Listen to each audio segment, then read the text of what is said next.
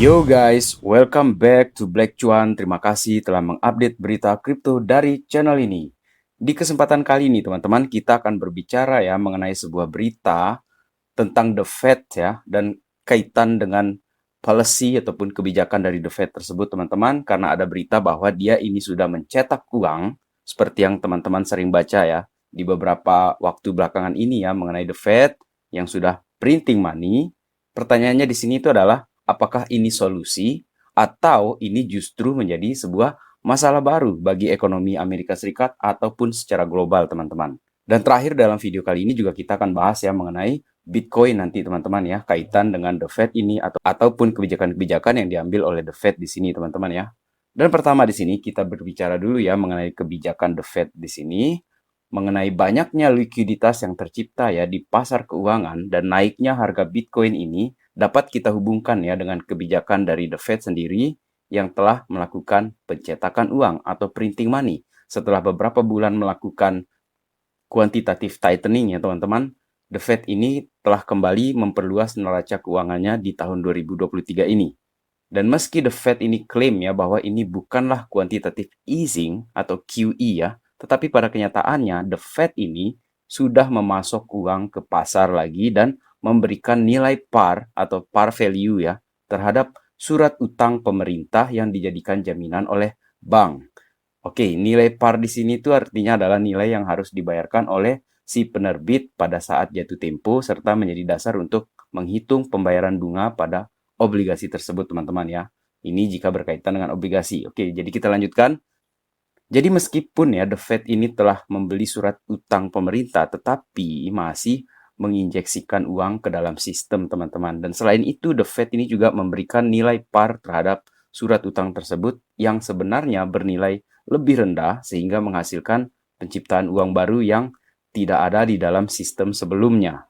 Jadi memang tidak ada nih yang kita sebut stimulus check ya, seperti yang dilakukan pada saat COVID di 2020 kemarin itu ya. Tetapi ini dalam bentuk yang berbeda dan tetap saja The Fed ini suntik lagi nih dana ke dalam sistem supaya ada gerakan ya di dalam roda ekonomi Amerika tersebut teman-teman. Namun kebijakan ini bukanlah solusi jangka panjang untuk mengatasi masalah ekonomi. Karena The Fed ini terpaksa nantinya ini akan harus cetak uang lagi dan lagi teman-teman, meskipun secara tersamar-samar ya ini harus dilakukan. Dan ini karena The Fed ini membeli triliunan dolar ya untuk surat utang pemerintah dan sekuritas hipotek yang harus membayar bunga pada institusi yang menanamkan uangnya. Saat The Fed ini menghasilkan keuntungan, sebagian besar itu nanti akan dikirim kembali ke Departemen Keuangan Amerika Serikat, teman-teman. Namun, pada saat The Fed ini kehilangan uang ya, mereka ini terpaksa atau mengalami rugi ya, mereka ini terpaksa mencetak uang lagi untuk menutupi kerugian tersebut, teman-teman. Nah, masalah ekonomi ini juga akan berdampak ini pada pasar keuangan, di mana sebenarnya ini opini saya sih, teman-teman ya, bahwa di Amerika itu sebenarnya tidak ada yang namanya pasar bebas itu di Amerika Serikat itu. Seperti housing market, kemudian ekonomi, pasar saham, itu semuanya ditentukan oleh kebijakan The Fed sebenarnya teman-teman. Bukan oleh permintaan ataupun penawaran pasar seperti yang kita tahu ya. Dan jika The Fed ini memberikan kebijakan moneter yang longgar, itu akan menyebabkan bubble di ekonomi. Dan itu berpotensi meledak kapan saja. Sebaliknya, jika The Fed ini melakukan pengencangan ya, atau quantitative tightening ya teman-teman, maka akan terjadi resesi. Dan dalam hal ini, pasar saham ini juga akan ditentukan oleh kebijakan moneter The Fed teman-teman. Bukan oleh performa perusahaan sebenarnya. Jadi kebijakan The Fed ini memang berperan sangat besar ya mempengaruhi kondisi ekonomi pasar keuangan di Amerika Serikat. Jadi kita tahu sekarang kan seperti itu permainannya teman-teman. Kemudian bagian kedua di sini adalah tentang mata uang dolarnya teman-teman. Ini kaitan dengan dolar ataupun hegemoni dari dolar tersebut. Sebenarnya ya teman-teman ya penting sekali sebenarnya untuk Amerika ini menjaga stabilitas mata uang dolarnya ya sebagai pilar stabilitas keuangan global. Tetapi tampaknya kejayaan dolar Amerika ini teman-teman sebagai kekuatan super global ini tampak sedang berakhir saat ini. Dan saat ini juga ya mata uang dolar ini kan mewakili sekitar 60% nih dari seluruh mata uang di dunia saat ini. Tetapi tren tersebut sedang berubah, teman-teman. Dan beberapa negara, termasuk beberapa ekonomi terbesar di dunia, memilih untuk mulai meninggalkan dolar dalam perdagangan bilateral mereka. Bahkan produsen minyak terbesar di dunia ya, Arab Saudi lah kita sebut seperti itu ya, ini dilaporkan dia ini minta untuk gabung ke BRICS, sebuah aliansi negara yang berkembang saat ini dalam upaya untuk memperkuat mata uang alternatif global. Ini sudah kita jelaskan di video saya yang sebelumnya, teman-teman ya. Tetapi perubahan ini merupakan salah satu peristiwa keuangan terpenting di dunia saat ini, teman-teman, untuk kita catat dalam kejadian ini ya. Karena hal ini akan bikin negara-negara lainnya mulai meragukan kekuatan dolar ataupun hegemoni dolar tersebut.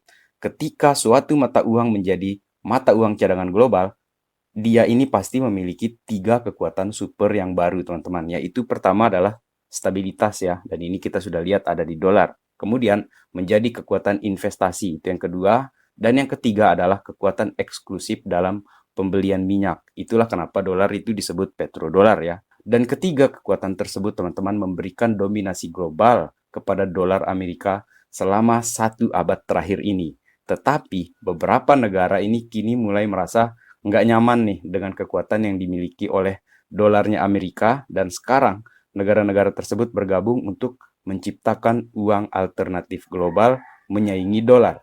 Dan ketika nanti dolar Amerika ini tidak lagi dijadikan mata uang cadangan global, teman-teman, negara-negara akan mulai mencari mata uang lainnya untuk berdagang. Dan ini bisa berdampak pada nilai dolar Amerika.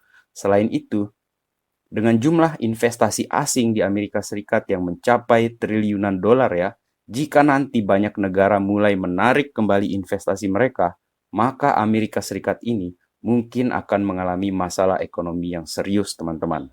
Kekuatan eksklusif dalam pembelian minyak juga berarti Amerika Serikat ini kan dapat menggunakan kekuatan ini untuk mempengaruhi nih kebijakan luar negeri negara-negara lain. Tetapi jika negara-negara lain ini sudah mulai menggunakan mata uang lain untuk beli minyak, maka kekuatan tersebut akan hilang, dan ini jelas mempengaruhi hubungan Amerika Serikat dengan negara-negara yang memiliki cadangan minyak yang besar.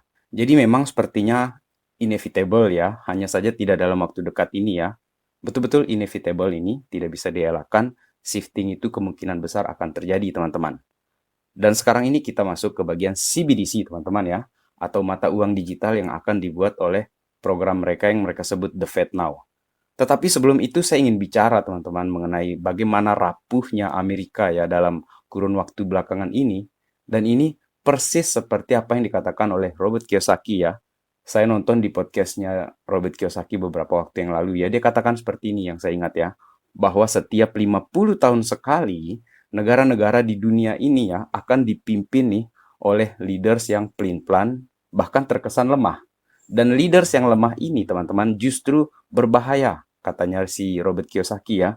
Karena leaders-leaders yang lemah ini, teman-teman, negara-negara yang sebelumnya segan ya, itu tiba-tiba jadi berani. Dan kita bisa lihat nih, salah satu contohnya kan, kayak Rusia lah, seperti itu ya, terhadap Amerika. Di presiden-presiden sebelumnya memang ada juga konflik, tetapi tidak seperti yang terjadi sekarang ini. Ini menurut opini saya di sini, teman-teman ya.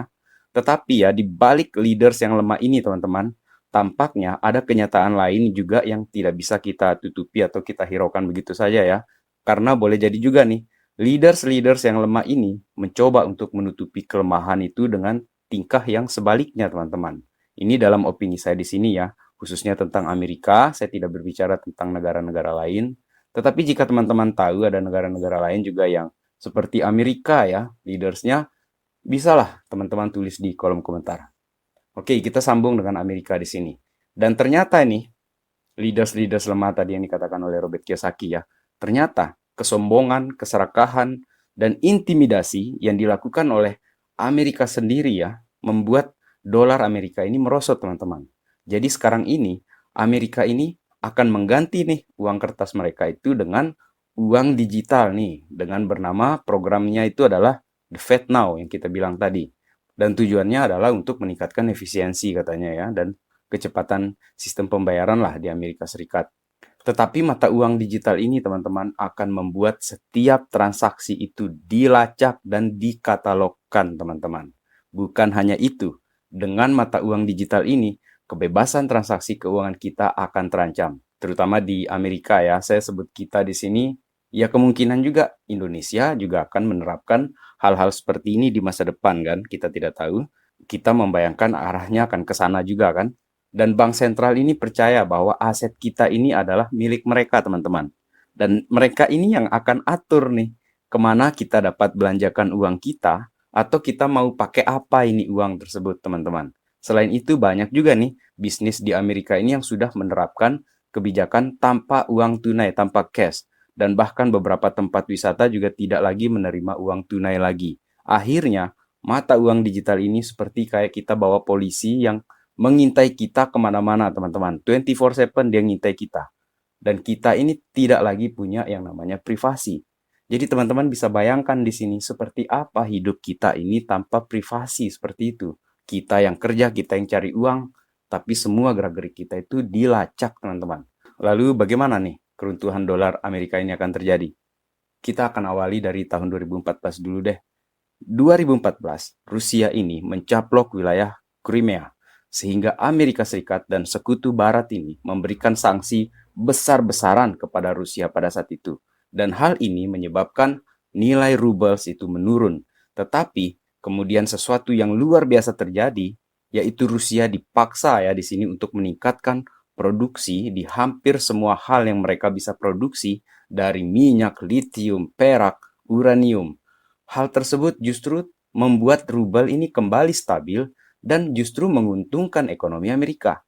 Namun, hal ini akan menjadi awal dari keruntuhan dolar Amerika Serikat karena negara-negara lain juga mulai mencari alternatif mata uang lain selain dolar Amerika Serikat. Jadi, menurut pandangan saya ya, keruntuhan dolar Amerika Serikat ini memang sudah ada di depan mata dan kita juga akan melihat seperti apa nanti masa depan dari mata uang digital atau the Fed Now tersebut, teman-teman.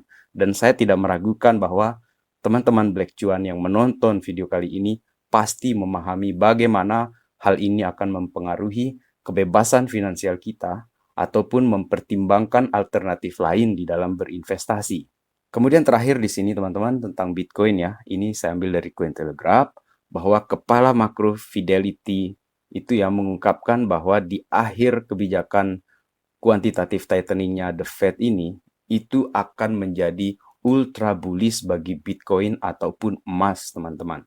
Itu diperkirakan akan menuju ke tren baru ya, tren bullish apabila nanti The Fed ini berhenti menaikkan suku bunga teman-teman. Tetapi teman-teman ya, dengan berbagai keadaan sekarang ini, apakah menurut teman-teman di sini mengenai Bitcoin terutama ya, ini kita sudah benar-benar confidence ini untuk maju ke fase bullish-nya?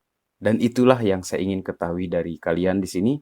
Please teman-teman komen di bawah ini agar kita bisa sharing opini ataupun ya kita saling menguatkan lah mental kita di sini di tengah volatilitas pasar yang terjadi sekarang ini teman-teman.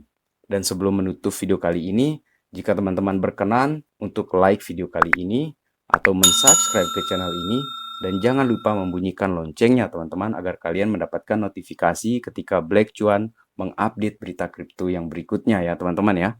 Dan sekian video kali ini, terima kasih telah menonton. Salam Black Cuan. Peace my friend.